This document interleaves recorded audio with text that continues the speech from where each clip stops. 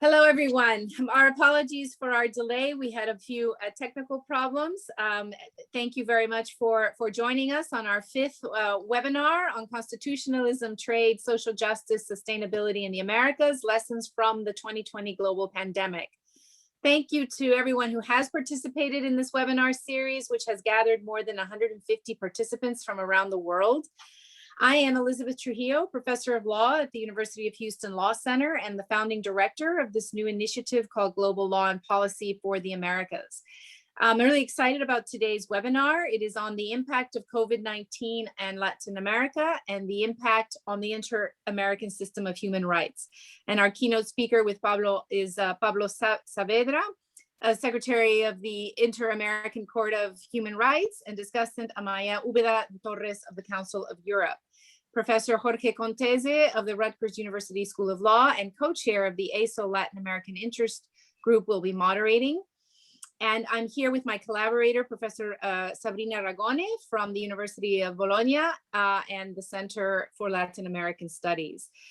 Since many of you from our audience are Spanish speaking, I'll just say a few words in Spanish para nuestros amigos en Latinoamérica que nos acompañan hoy en esta charla de hoy, tan cercana a la región. Muy bienvenidos y estamos agradecidos por su participación y preguntas hoy. Espero que en el futuro podamos hacer más programas sobre estos temas, pero en español. So I'm very happy to welcome our guests from Latin America who are here with us today. And we hope that we can in the future host some more talks on this topic and perhaps do it in Spanish and English. Just a few words just to remind everyone of sort of what this webinar series is intended to do and a little bit about GLAPA. You can see the program for our series for this semester. And this is now our second to last webinar, and we'll have our final one next week.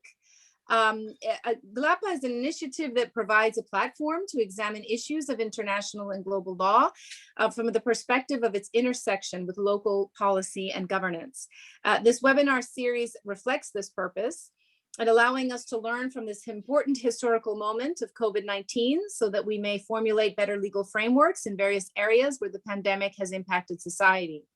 The webinars to date have included topics around the 2020 global pandemic concerning issues of social justice, international law, health and climate change, and trade.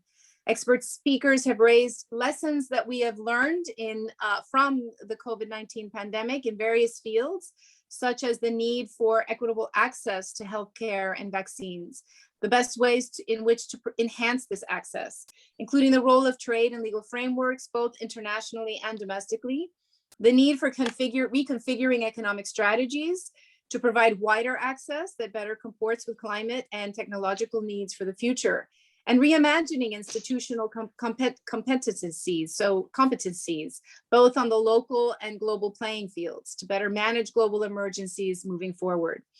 Summaries and recordings of all the webinars can be found on the GLAPA website.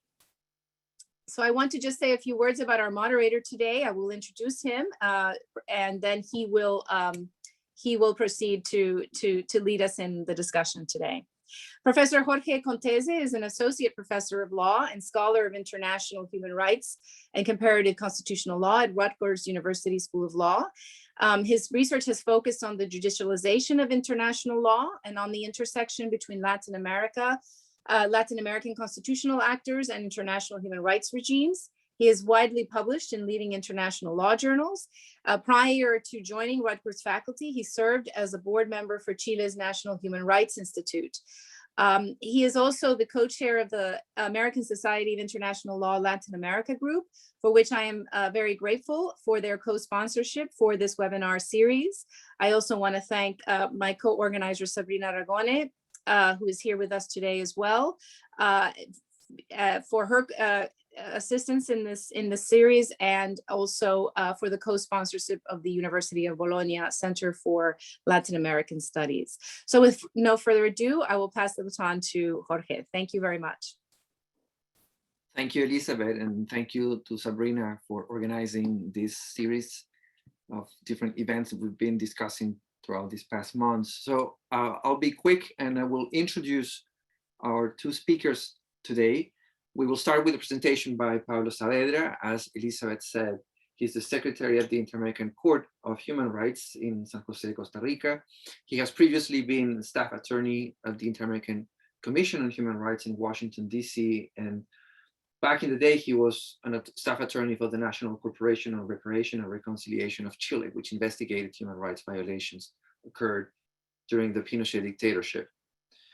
Paulo Saledra has lectured at multiple universities in both the Americas and Europe, and he holds a law degree from Diego Portales University in Chile and an LLM from the University of Notre Dame. He will speak for 20 minutes and then will follow with comments by Amaya Úbeda de Torres, who is the principal legal officer at the Venice Commission of the Council of Europe. She's an expert in inter-American human rights law. She's the co-author with Laurence Bourgor-Larsen of a major casebook on the Inter-American Court of Human Rights, published by Oxford University Press in 2011. She has lectured and researched at multiple universities, such as the Free University of Brussels, London School of Economics, and the University College London, among others. She will follow Pablo's remarks, and then we will have some time for a Q&A. Pablo, the floor is yours. Thank you very much, Jorge, and thank you for the organizer of the event to invite me. I will first take a brief look at the social impact that the COVID-19 pandemic has had in Latin America. Then I will take a general look at the initiative adopted by the bodies of the Inter-American human rights system, such as the Inter-American Commission on Human Rights and the Inter-American Court on Human Rights, which from the beginning raised their voices and called attention to the fact that the pandemic and its consequences were human rights issues, and that all measures taken in response to the pandemic should be addressed with a human rights perspective within the framework of the rule of law. Latin America is the most affected developing region in the world, with only 8.4% of the world population. We register right now around 30% of the deaths from COVID-19 and 22% of the infections.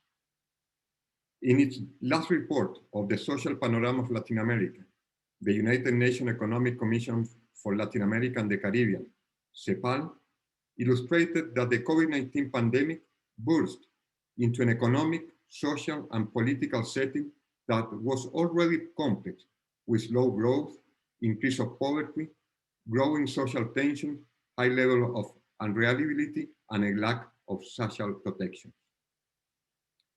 The Americas are the region of highest inequality on the planet, characterized by a deep social divide where poverty and extreme poverty are problems that cut across all countries of the region. According to CEPAL, in 2020, poverty and extreme poverty in Latin America reached levels not seen in the last 12 and 20 years, respectively. Inequality index in the employment and labor participate rates also worsened in the region, especially among women during the COVID-19 pandemic. By 2020, it is estimated that the average of poverty rate in the region reached 33.8% and extreme poverty 12.6%, which means that the total number of poor people in Latin America would be around 29 million, 22 million more than 2019. And the amount of 70 million will be in extreme poverty. The crisis generated by the COVID-19 pandemic negatively impact the employment and working conditions of women in Latin America and the Caribbean, causing the setback by more than a decade of progress achieved in the labor participation. In 2020, the study explained that there was a sharp spike in the number of women leaving the labor force, who, because they had attended to demands of care in their homes, did not resume their job search.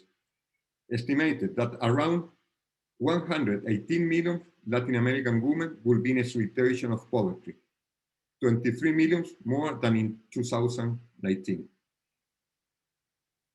As a result of this severe economic recession, the region recorded 7.7% of drop in their regional gross domestic product, which intensifies the inequalities that characterize Latin American societies, such as high levels of lack of social protection and unjust sexual division of the labor and organization of care for dependents and households. The pandemic, which has not yet ended, has left 2.7 million of business closed and employment on the rise.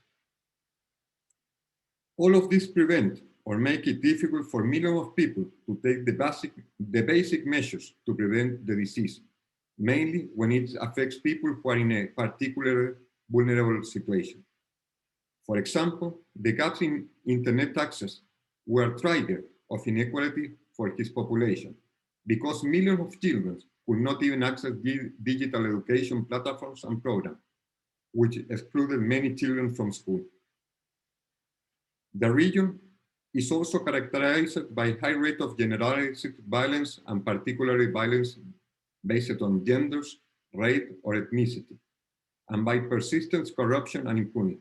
In addition, severe crises in the prisons that are touching the vast majority of countries, and the profoundly worrying expansion of the phenomenon of migration, forced internal displacement, refugee and stateless persons, and structural discrimination against particular vulnerable groups. This is the situation during the 2020 and today. What was the role of the Inter-American bodies in this situation? If we look back in time, we can see that the bodies of the Inter-American system, Court and Commission, each with the framework of their own competence, were among the first international bodies to warn the profound human rights impact that a pandemic could have on the world and on the American continent in particular. This motivated them to adopt initiatives and consider cases related to COVID-19.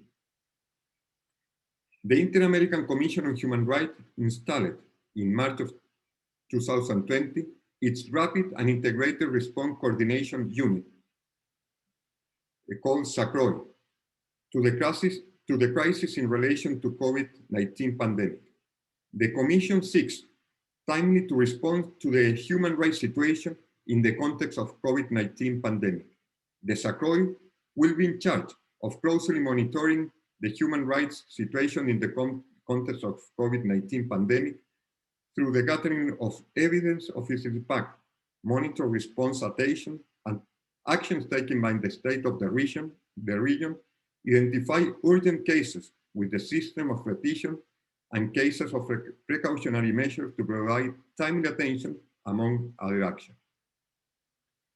The Commission adopted on April 10 a resolution called Pandemic and Human Rights in the Americas, establishing a standard and recommendation to provide guidance to states on measures that they should take to ensure full respect for human rights while addressing and containing the pandemic.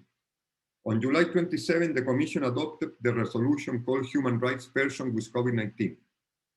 Both resolutions have been used for national courts in the region. Recently, on April 6, 2021, the Commission approved the resolution COVID-19 vaccines in the Inter-American Human Rights Obligation. The objective of this resolution is offer a specific recommendation based on the principle of equality and non-discrimination, human dignity, informed consent, transparency, access to information, cooperation, and international solidarity. This resolution is coherent with the resolution adopted by the United Nations Human Rights Council, in which it's called for ensuring equitable, affordable, timely, and universal access by all countries to vaccine to address coronavirus diseases pandemic COVID-19. Today, the big challenge is to have access to the vaccine. CEPAL has recently indicated that at the current rate of vaccination in Latin America, by the end of 2021, only 2 or 4 countries will have the reached herd immunization. By 2022, another 4 will reach this goal, and the vast majority of the states in Latin America will reach it until 2023. The immunization of a critical mass of the world population is crucial to control the pandemic. The immunization is facing a new series of challenges, including new dangerous strains of the virus, the global competition for limited supplies of doses, and public skepticism toward the vaccine. In this scenario, only some states of the region have made rapid progress in immunizing their population, while there are others where access to doses is limited or the process has not yet begun. According to the Organization of American States, 90% of the people in low-income countries will not have access to COVID-19 vaccine by 2021. This is the most urgent action today. On the other hand, the Inter-American Court, as an organ of the protection of human rights and the only regional court in the Americas, began to think especially on the human rights problems arising from the pandemic. On April 9, 2020, the court issues a statement, COVID and Human Rights, in which it establishes a clear and specific guidance on the standard developed by the court for the protection of human rights in the context of pandemic to guide the state actions. In particular, the court considered that the extraordinary challenges and problems caused by the pandemic should be addressed from the human rights perspective and with respect of the rule of law. Given the nature of the pandemic, the court considered that economic, social, cultural, and environmental rights should be guaranteed without discrimination to everyone subject to state jurisdiction, and especially to those groups that are disproportionately affected because they are in more vulnerable situations, such as older persons, children, persons with disability, migrant, refugee, stateless persons, persons deprived of liberty, pregnant or postpartum women, indigenous community, Afro-descendants, the homeless, those living in poverty, and the healthcare personnel who are responding to this emergency.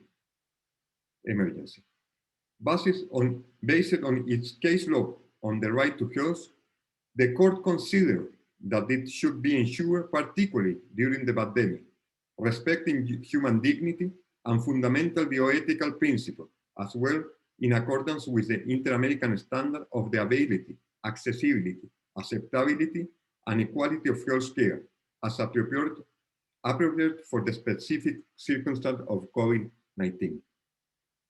Social isolation measures giving rise to exponential increase in domestic violence against women and girls.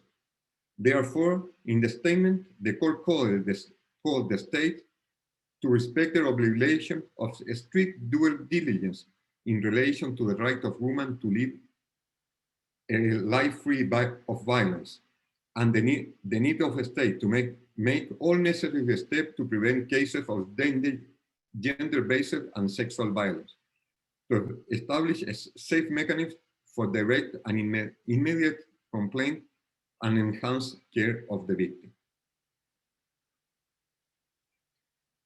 Also, this resolution has been used for the national court in the region. The court had the opportunity to order a provisional measures in cases related to COVID-19. Provisional measures have two character or dimension, precautionary or protective. Concerning the protective character or dimension, the court has indicated that provisional measures become a jurisdictional guarantee of a preventive nature as they protect human rights, to the extent that they seek to avoid irreparable damage to a person. The court may order provisional measures to guarantee the right of a specific individuals or group or individual when they are in a situation of extreme gravity, urgency, and a risk of suffering irreparable harm. Two important requests of provisional measures decided the last year in relation to COVID-19. In the case of Vélez Lord versus Panama, the representative of the victim requested a provisional measure in favor of migrants retained in La Peñita Center in the Darien region of Panama. The measures were requested to avoid irreparable harm on the right to life, health, and a personal integrity in the context of migratory flows that transit through Panama to the north and the health crisis caused by COVID-19 pandemic. In this region, the migrant center was supposed to be for 50 people, and in 1 minute were more than 2,000 people at the same time. After examining the information presented, as well as the fact and the circumstance that sustained the request, the court issued an order considering that the requirements of gravity, urgency, and risk of irreparable harm were verified. The court noted that the alleged fact concerning the absence of measures to prevent the spread of contagion of migrants with COVID-19, the overcrowding and the lack of medical care for migrants retained in the 2 migrant reception stations in Darien, which could jeopardize the health, personal integrity, and the life of many individuals. In this case, the court decided to adopt provisional measures to require the state of Panama to continue taking all appropriate measures to protect the right of health, personal integrity, and life of the individuals in the migrant reception station in the province of Darien, in the context of COVID pandemic. The court also required the state of Panama ensure immediately and effectively access to essential service, healthy water, shelter without discrimination to all of those who were in the migrant reception station, including early detection and treatment of COVID-19. The state was also required to present frequently detailed report regarding, among others, measures to reduce the overcrowding in migrant stations and guarantee the proper and social distancing to prevent violence in such centers, to establish protocols or plans to prevent contagion of COVID-19 and provide medical care to migrant infected.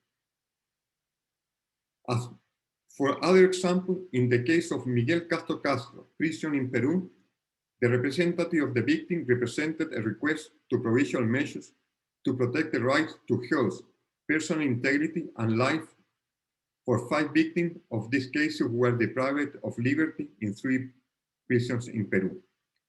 The representative alleged that the state failed to adopt adequate measures in the context of COVID-19 pandemic. Two of the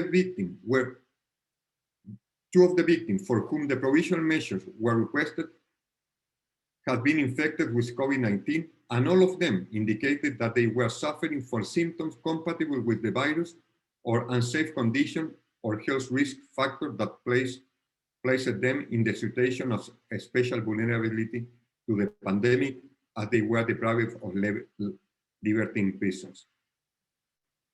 For evaluating this request, the court took in consideration the information provided by the state of Peru about the specific action carried out for the 5 victims and the general measure adopted by the entire population deprived of liberty in the country to reduce the overcrowding, as well as the monitoring carried out by the Ombudsman Office in the context of the pandemic.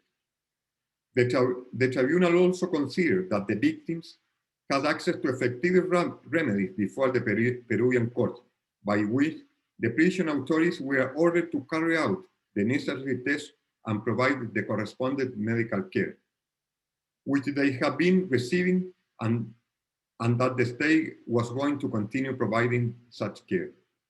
So, Paulo, we have 2 minutes. 2 minutes? Okay. The court decided to conduct and enhance a monitoring of the repatriation concerning a medical care on psychological treatment for 5 victims for whom the measure had been requested. Also, it is very important to remark, the Inter-American Commission received a request for a precautionary measure that is the same than the provisional measure, but under the jurisdiction of the Commission, to give a special attention of the situation of indigenous community in the Amazonia region respect of Brazil. And the Commission, Inter-American Commission, ordered the state to Brazil to implement, to protect the rights to health, life, and personal integrity of different members of the indigenous community in the Amazonas, implementing with a cultural adequate approach prevention measures as regards to spread COVID-19, as well approving them adequate medical attention in terms of ability, accessibility, and acceptability. Thank you very much. And if you want, I can later to go far in this case. Thank you very much, Paulo, for your presentation. I will hand it off over to you, Amaya. Thank you very much, everyone. It is really a pleasure to be here and to say hi to everyone, to Professor Trujillo, Professor Contese, Professor Dragone, and to our dear registrar, Pablo. My comments are going to try to angle some of the aspects that Pablo has raised in his intervention. But I'm going to have, of course, a bias in order to make a little bit of comparison with what has been done by the other sister human rights protection mechanism with the European system, the European Court of Human Rights, and also the European Social Charter for the terms of social rights.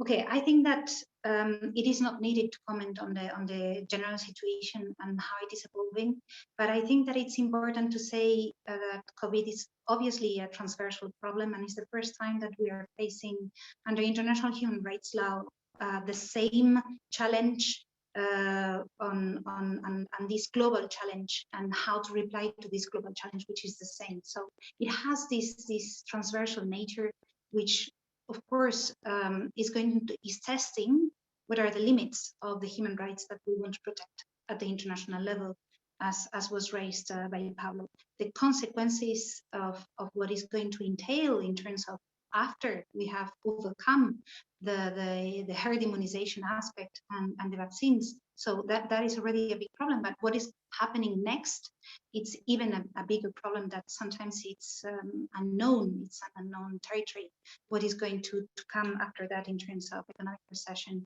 and of other rights.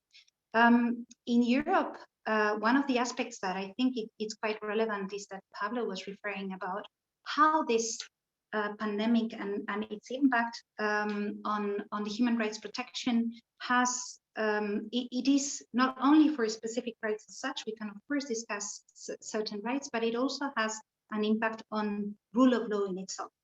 And in Europe, we have had like we are at war type of speeches and references to the invisible enemy, and which has put a lot of weight in declaring or wanted to underscore the exceptional nature of the situation that, and therefore recourse to exceptional measures.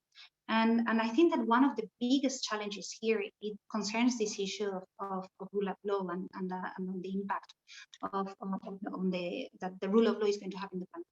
Actually, from the 47 state members of the Council of Europe, all of them have declared at the domestic level the exceptional situation. Some have prorogated for over a year, others have already stopped declaring this system. But I think it is interesting to have a look to the fact that only 10 have officially used the Article 15 exceptional clause containing the European Convention on Human Rights, and therefore have given to a derogation of the protection of rights under exceptional circumstances. It is not so much the exceptional circumstances which are at stake, but it's about the type of measures that each state has taken and the fact that only these 10 have done it. I would like to hear in this respect, like a first question or discussion, whether there are states which have used the Article 27 of the American Convention on Human Rights derogation, and how this will impact the way in which the court may deal with these cases. So that's one issue. Another issue concerns the impact of the pandemic in the working itself of the institutions, and Pablo was talking about the special measures which have been taken at the Inter-American Commission and the court. The Council of Europe never closed during the pandemic, but there had to be a very quick adaptation to flexible methods. And concerning the court, there was at a certain point these measures of suspension, let's say, of deadlines in order to introduce cases. The result is that for the first time in very long, there's been a slight decrease in the number of complaints introduced in front of the court. There's been a 6% in 2010 and 20 less than other years.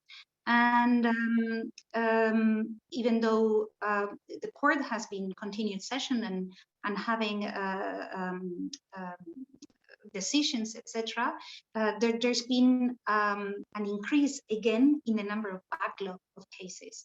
And I would like to know whether this is also something which has been felt, or whether there has been also such an impact in the Inter-American level.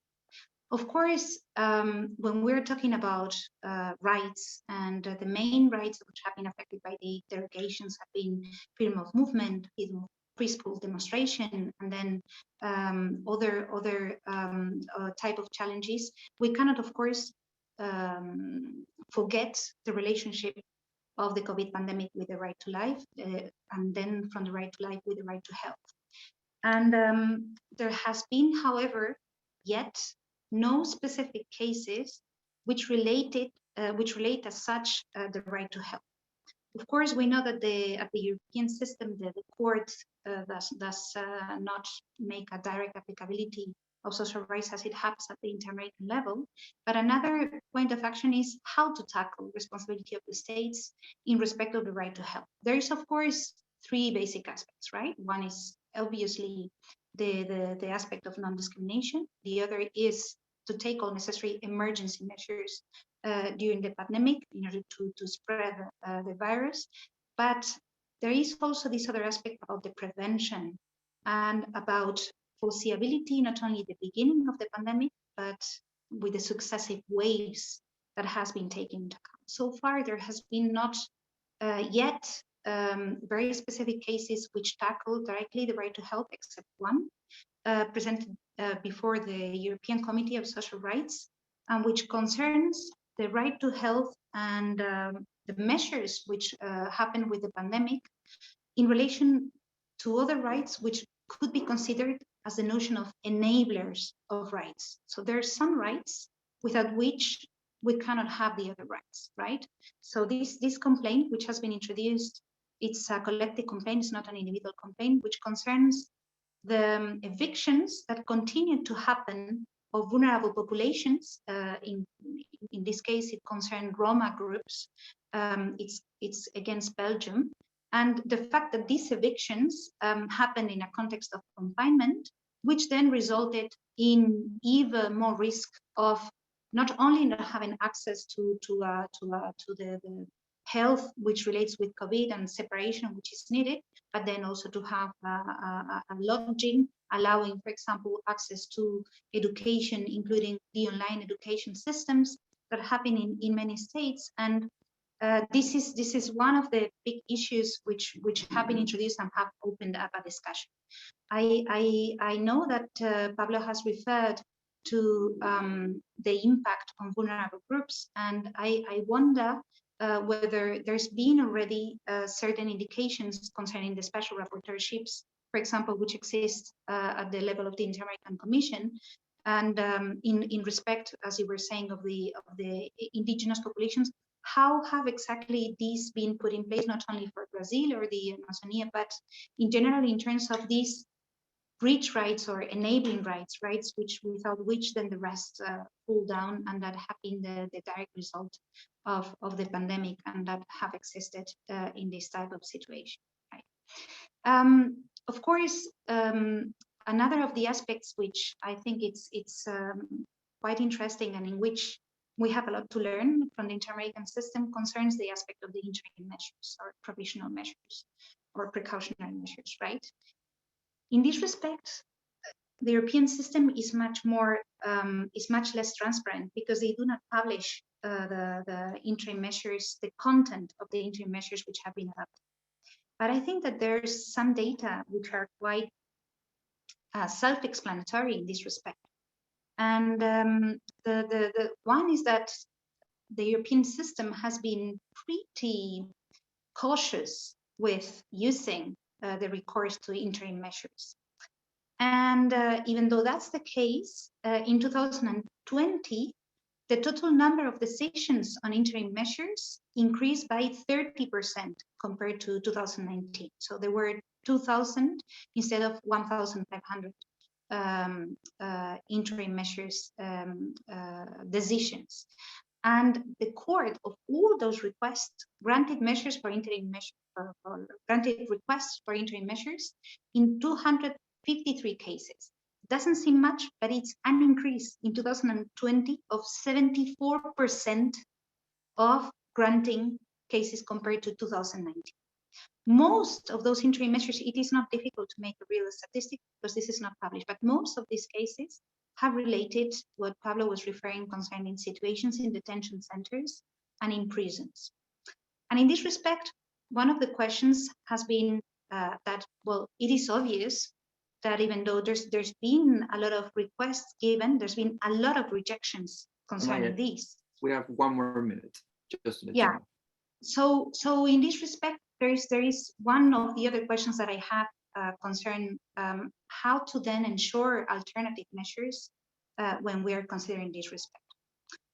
Just to finish, I think that one of the key aspects that we have in order to look for the future concern enforcement and vaccines, that was said. And in this, I would only just like to bring that only last week, there was a decision taken by the European Court of Human Rights saying that it is possible to impose compulsory vaccination.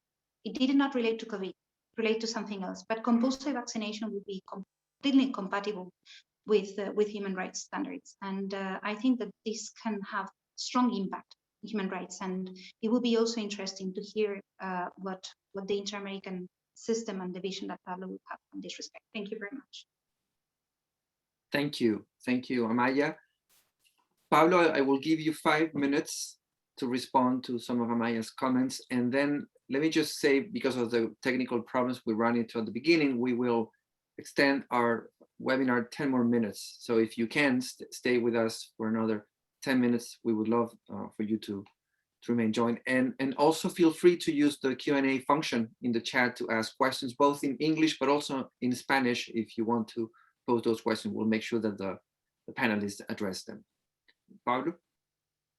Thank you. Okay, thank you, Amaya, for the presentation and your comment. I would like to do a reflection about three points. The last one, you talk about that decision of the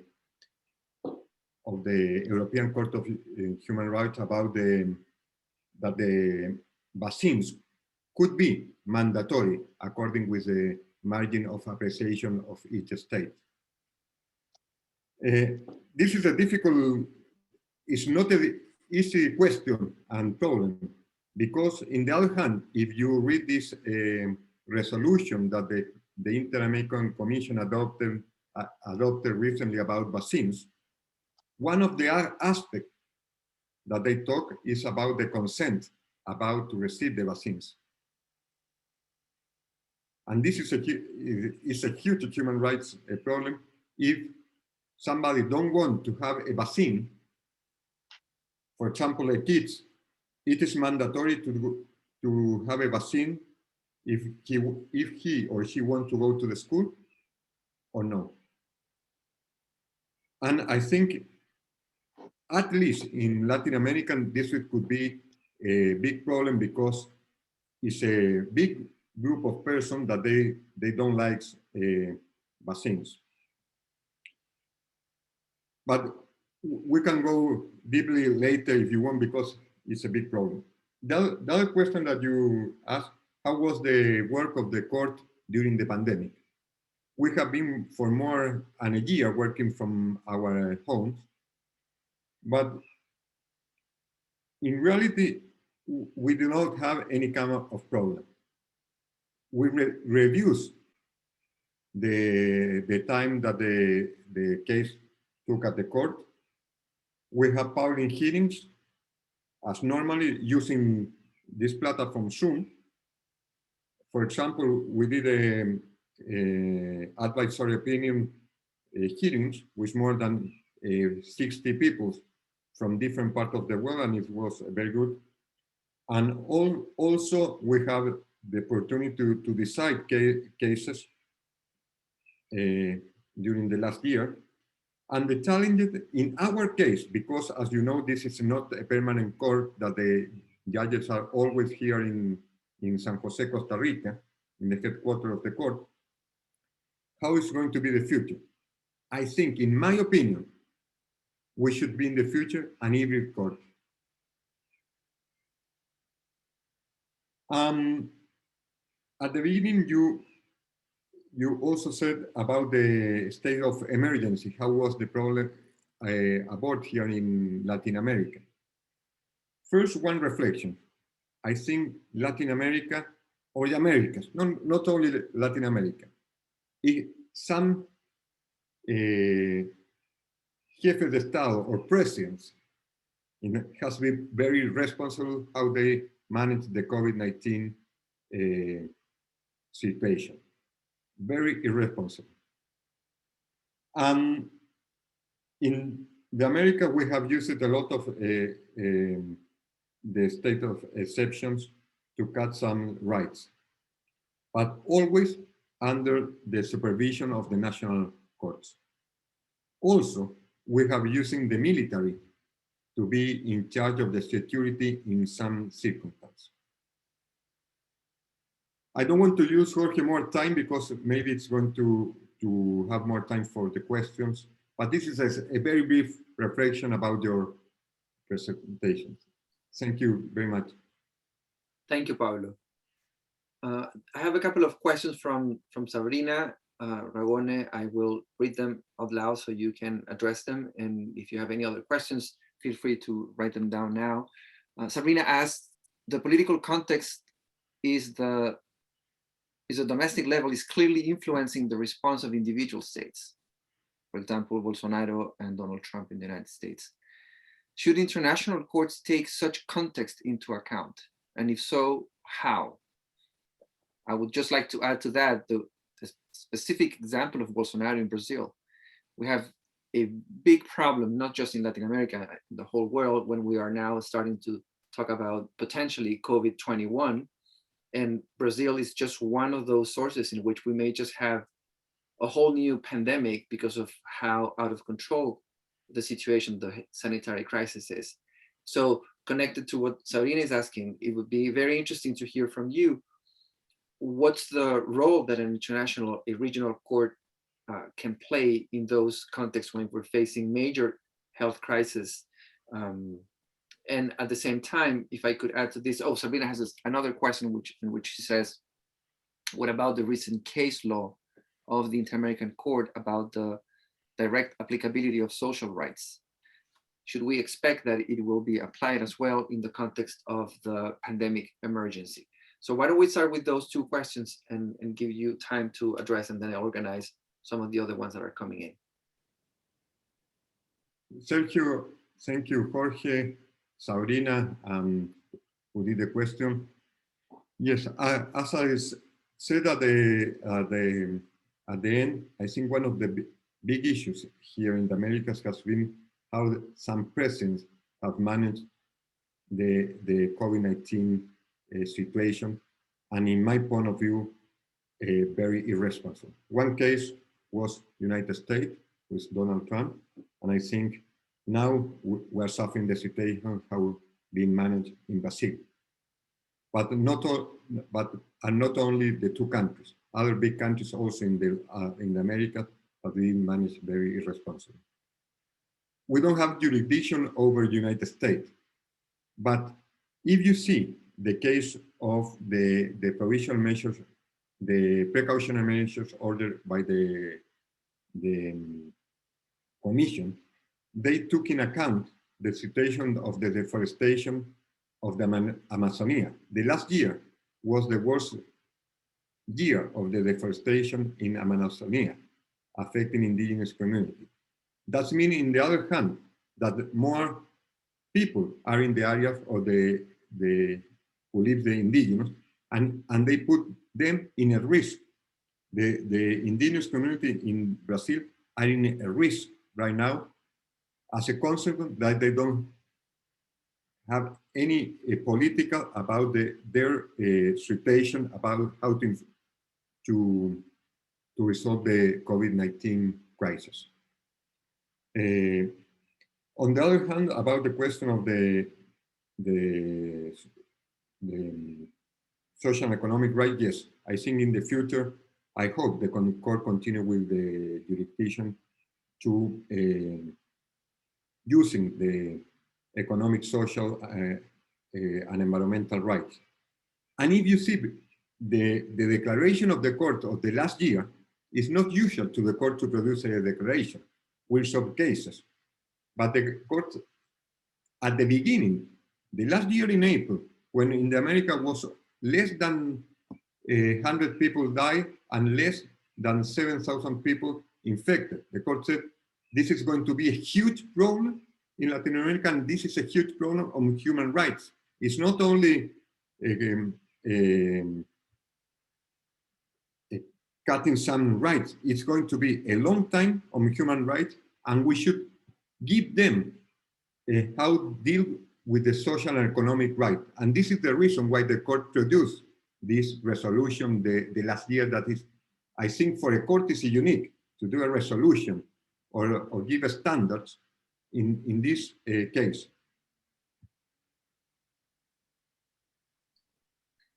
Thank you, Pablo. Amaya, is there anything you would like to add to this before I move to the next question? You're muted. Sorry. I think that one very big challenge in this respect concerns how to establish the responsibility of the states in how to define this in terms of human rights. I think that we are, at least we are seeing problems here in front of the European system of protection of human rights. So there is this issue that I was referring before concerning the rights which enable the access to other rights. That's one part. But for example, in Europe, one of the issues which have caused a lot of information and criticism has concerned the pre-existent system in the homes for elderly, and the fact that they were in such a bad situation that this is where over 40% of the deaths have taken place, and whether if it was not possible to foresee the situation, it was possible at least to know that the situation was so deficient that any type of a small, not a huge pandemic, but any type of health problem would have had huge repercussions to them. And this is maybe one way to build it, but I think one of the challenges will be also to establish whether the states can really be held responsible, no matter how irresponsible we consider that they have acted in this respect, but how to establish this responsibility in terms of human rights specifically. And maybe one way has been to enabling of rights. The other is, I think, like Sabrina was saying, and this goes back to Pablo about the use of the direct applicability of social rights by the court, as it has done with Poblete Vilches and other cases, and applied it in the context of the pandemic. But it is going to be a huge challenge in terms of the amount possibly of cases that we will be seeing in the next years. Thank you, Maya. Couple of other questions. One concerns the role of multilateralism in the effectiveness of the regional system. The question is, what should the multilateral system do to facilitate better functioning at the regional level? That's one question. And if I could add one, I wonder, Paulo, what happened with those provisional measures? And a year after the Inter-American Court issued this statement, which you are correct, it's very interesting. I remember doing a mini comparative research and looking at the European Court of Human Rights, the Court of Justice of the European Union, and the ICJ, and all of those international tribunals issued statements, but they were logistical statements on how the courts would function. The Inter-American Court had a substantive statement providing guidelines, as Paulo is explaining. And so the question here is, what have been the responses from states, from Panama, from Peru in these two cases?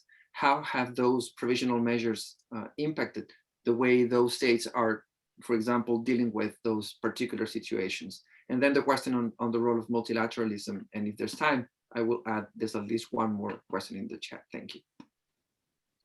Thank you, Jorge, and thank you for the question. It has been very interesting, the case of the Panama. I think is unique because, as you know, this region of Panama is one of the most important regions, the south of Panama, for crossing of migratory flows to the north. And they're crossing, and they have this kind of shelters or centers to receive an average of 50 or 250 or 100 people per day.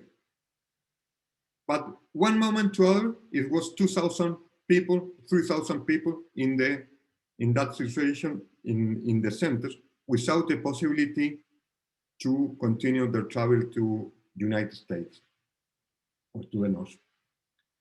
And we ordered the provisional measures, but two interesting things. In the provisional measures, the court order or recommend to the international community to work and help Panama, especially the United Nations agency, in resolve the crisis. And we have received information, and we asked to the United Nations agency about the specific information. They have given us information to deal with the problem. And I think always you will have problem, but the response of Panama and the multilateralism of the region has been very interesting. Today, for example, they have access to water. They built a new centers. They devise the person, they give medicine. It has been, I think, successful, in my point of view, in how to manage this humanitarian crisis. If you told me they're still in a very precarious situation, yes, but at least they have the attention of the Panama Authority and the international community. The last week I received a report about how is the situation of water supply. Now they're receiving healthy water supplies. Because if you don't know, the Darien is one of the most, I don't know how to say in English, but difficult areas in the Americas. It's very poor, it's very insulated, and to have all of these international organizations and the Panama Authority behind this problem, I think has been successful. In the Peruvian case, it was different. It was only 5 cases, and the court not ordered provisional measures, but ordered to Peru to give a monthly report about the health situation of this person. And they received the treatment. The 2 persons, they were with COVID, they were insulated and received the treatment. I think it was a successful also response of the state. And to the other question about the multilateralism, yes.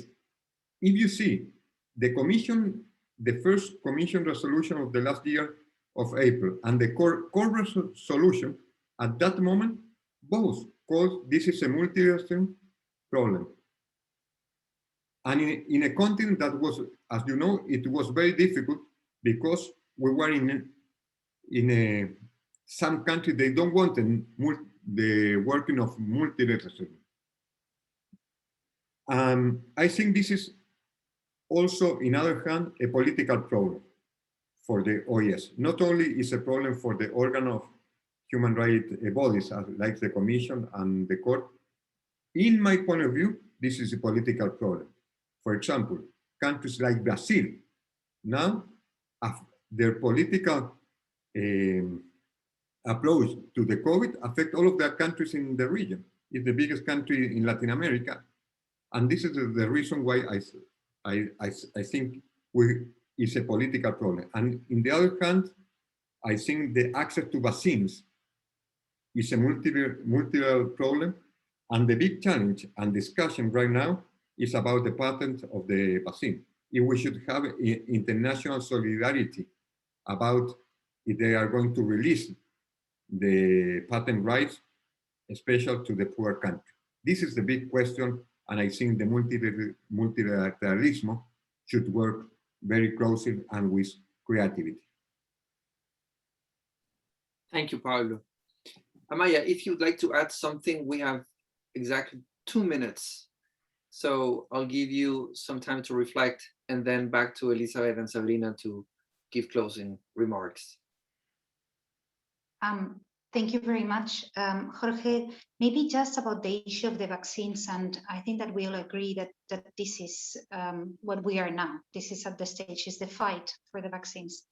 And, you know, in Europe, there's been this huge criticism about how the system is handled or not handled. And the fact that, at least I think that there's something positive about it, which has been hugely criticized, but it's been about working together so that no state which belongs to the European Union is treated or have different, those who have more money are able to buy more and those who have less. It has been based on this aspect of solidarity, which as a result, there's not as many as they would like to be. But I think that this is something. And on the other hand, concerning this multilateralism or fight against multilateralism, we have China and Russia working with their vaccines in some countries, using the vaccines as tools for something else, and for establishing certain cooperation that sometimes is not going maybe in the way in which it would like to be followed. So I think that really the issue of the patents, which is now under discussion, is going to be essential.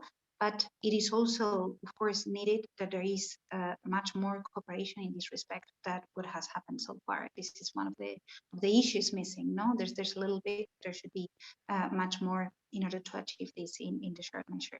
I think that also this has to be put in context with the other international obligations that the states have, and these other international obligations concern, for example, this aspect that we were saying about non-discrimination and about taking into account the most vulnerable groups.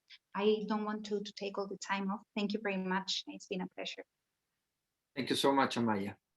And thank you to Paulo again for the excellent presentation and the comments and thoughts about the situation. Over to you, Sabrina and Elizabeth, to say goodbye.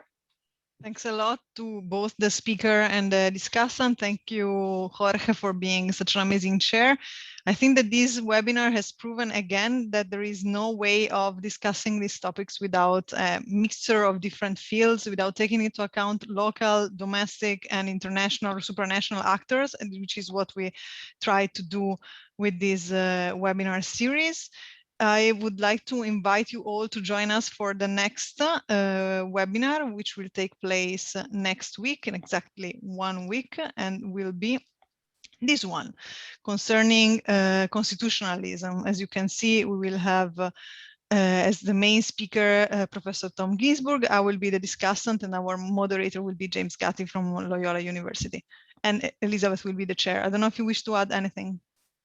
No, just a big thank you to all of you for your participation and this wonderful discussion, which, as Sabrina said, really does implicate all the various levels needed in terms of multilateralism, regionalism, and national governments to help us think about the COVID-19 solution, not just through economic dimensions, as we've been talking about in other webinars or through social justice, but also through a human rights lens. I think it's very important. And actually just a sort of a nod to one of the another question in the Q&A that mentioned that even in the United States on the border, you know, we have similar issues with respect to migration issues that sort of and COVID-19 cases with some of the people that are there.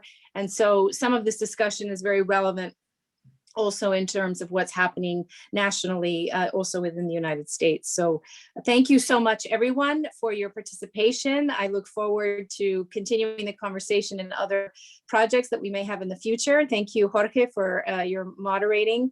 And I look forward to seeing everyone next week in our last webinar. Please join us. Thank you very much. Bye-bye. Till next week. Bye-bye. Thank you. Bye. Bye. Thank you.